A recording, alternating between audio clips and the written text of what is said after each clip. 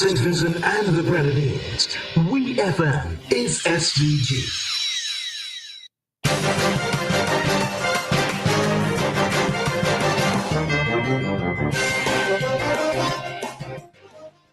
Good afternoon and welcome to FMs Midday News, brought to you with the kind compliments of Courts St. Vincent Limited. Shop with confidence at Courts. Get the lowest prices guaranteed. Get appliances, furniture, electronics, and so much more. If you find a lower price on any other products elsewhere, we'll match the price. Plus, we'll give you back 110% of the difference. Shop with confidence only at Courts. Bringing value home. Special conditions apply. Welcome back to WFM's Midday News, brought to you with the kind compliments of Courts St. Vincent Limited. First, on the local scene, Honorable Suberto Caesar, Minister of Agriculture, said his ministry has launched Operation Homegrown, where they are boosting the capacity of local farmers and backyard gardeners to increase production. Speaking on radio on Monday, Minister Caesar said with the import tariffs from the United States, it is important that local production of crops and poultry are boosted to meet local demands. Thousands of boilers and layers have been distributed through the Zero Hunger Trust Fund, and the agency has also distributed seedlings and seeds nationwide. In addition, 35,000 day-old chicks were brought in and are currently being distributed.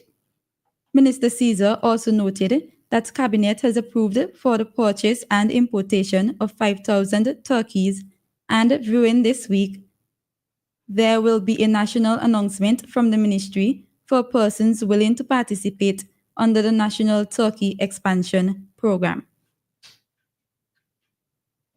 The National Spiritual Baptist Committee hosted an official media launch of the inaugural National Spiritual Baptist Day, set to be commemorated on May 21st, 2025.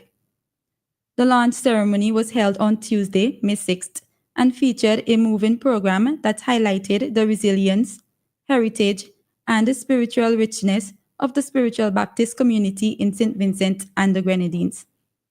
The program opened with a prayer and the national anthem led by Mr. Ronnie Richardson, followed by a series of warm and inspirational addresses. Director of Culture, Ms. Maxine Brown, delivered the opening greetings on behalf of the ministry, while Mr. Graham Michael, coordinator at the Ministry of Education and National Reconciliation, delivered the welcoming remarks. Dr. Tamira Brown, permanent secretary in the ministry, emphasized the historical significance of the movement, given that it is a landmark recognition of a community that has long been a cornerstone of our spiritual and cultural identity.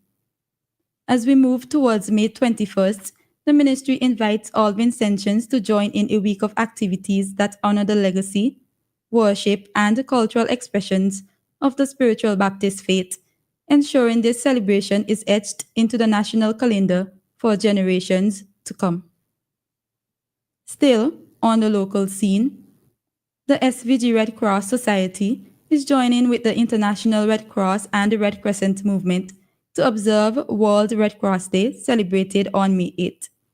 To observe this occasion, a flag-raising and enrollment ceremony will be held at the Red Cross headquarters beginning at 2 p.m. today. This will be followed by the enrollment of more than 50 recruits to the organization. President Mr. Alston Anderson, in presenting his message to mark the occasion, reflected on some of the significant milestones of the last year. The achievements include the awarding of Dora Atalin James with the highest humanitarian distinction in the Red Cross movement by the Standing Committee of the International Red Cross, the National Society's ability to respond to Hurricane Beryl, the Red Cross's contribution to keeping the environment clean, and the special focus on older adults in the services of the Red Cross who benefited from free health fairs. Red Cross groups across the country have been sharing information in their communities on the fundamental principles of the Red Cross and encouraging persons to volunteer their time to the Red Cross as the National Society observes Red Cross Week. On to news in the region. 37-year-old Rory Caliste, a steel bender from Mount Hartman, has been charged with non-capital murder following a deadly altercation.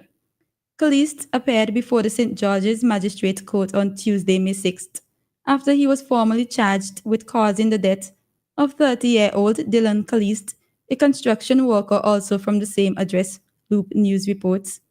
According to the Royal Grenada Police Force, the charge stems from a violent incident that occurred on May 3rd at approximately 4:30 p.m. in Mount Hartman, St. George. The victim sustained a serious neck injury, and despite emergency medical attention, he succumbed to his injuries. Magistrate Teresa Williams denied the accused bail and remanded him to His Majesty's prison.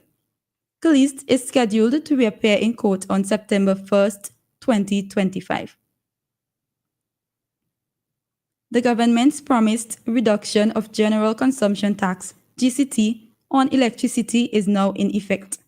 Effective from May 1st, a reduced GCT rate of 7% was applied to the energy charges of both postpaid and prepaid residential customers of the Jamaica Public Service, JPS.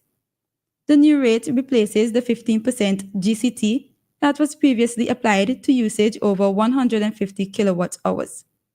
Minister of Education, Skills, Youth and Information, Dr. Dana Morris-Dixon, who addressed Wednesday's post-cabinet press briefing at Jamaica House, said customers should expect to see a difference in their next billing cycle. Morris-Dixon added that postpaid residential customers who use 250 kilowatt hours or less per month will receive a 3% government tax subsidy and a 7% government tax rebate.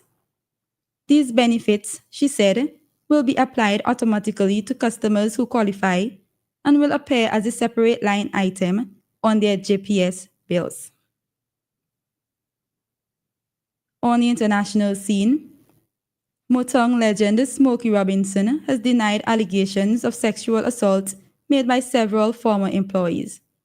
In a lawsuit filed on Tuesday, 4 female housekeepers accused the singer-songwriter of sexual battery, including rape, plus false imprisonment and a number of labor violations.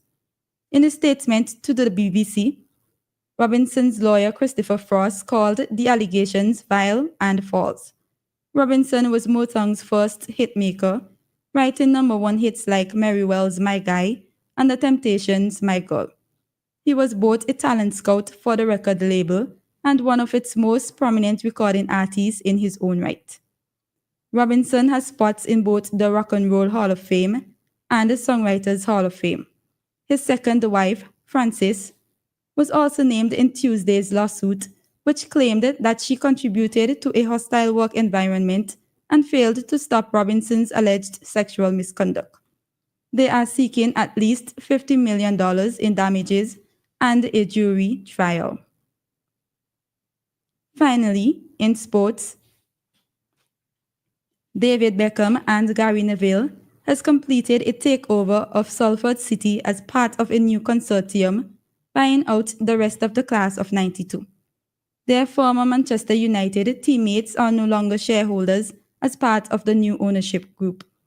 However, the quartet will remain involved with the club in roles across technical, football, commercial, recruitment, and the SCFC Foundation. Following Thursday's takeover, Neville said the new ownership group would drive the club towards sustainability in the next 4 to 5 years. This has been WFM's Midday News. I have been your presenter, Shaniqua Stapleton. Join us again at 3 o'clock for WFM's 3 p.m. news.